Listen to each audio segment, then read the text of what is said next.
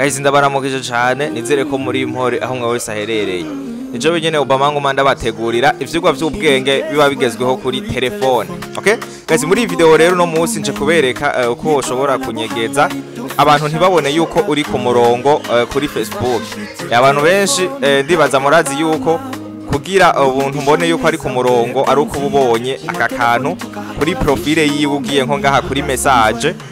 Okay, abantu bose uza kubona bafise ko utu tuburungu ngaha ni bucu mbona yuko baba bari ku murongo. Okay, rero nje kukwereka ukuntu aka kantu wo kanyegeza ku buryo umuntu adashobora kubona yuko uri ku murongo. Okay, mugumana rero nanje gushika impera ya video kugira mushobore kubona aka kantu k'ubwenge.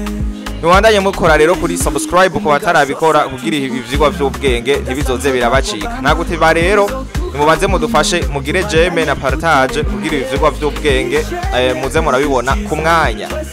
Rero ico ukora uraza muri Facebook yawe ugomba kubikora k'ivyo bintu, hama uze hajya hejuru kuri message, uraza ha kuri message ufite ko nkuko hama uco ufite hejuru kuri aka ga parametre, aha kuri aka kantu kaga parametre muca mukabona, hama uco uza ahantu handitse stati arinye murabona yuko kaba kari active. Rero dusha tuka desactive kugira ntihagire umuntu azobona yuko turi ku murongo. Okay, ufite ko kuri stati arinye kugira tuka desactive. Aha rero duca twugara aka kantu ngaha murabona ko kari active, duce tukugara kabe desactive. Okay, hama dufite ngaha kuri desactive kugira twugare iyi programa yo kubona abantu yuko batubona yuko turi ku murongo. Uvuga akantu rero yuko agize nawe abantu ntubabona yuko bari ku murongo, nabo ntibakubona kuri ku murongo. Rero nuko musanga bimeza. Rero ucurindira paka bigaheza mubona yuko kabaye desactive, ucukora roturu nkuko mubona yuko kakavi kagaragaza yuko abantu baba bari ku murongo badashobora atakariko. Murabibona ngaha kuri ba bantu bose ntakariko kerekana yuko bari ku murongo. Aha rero nabo ntibashobora kubona yuko turi ku murongo.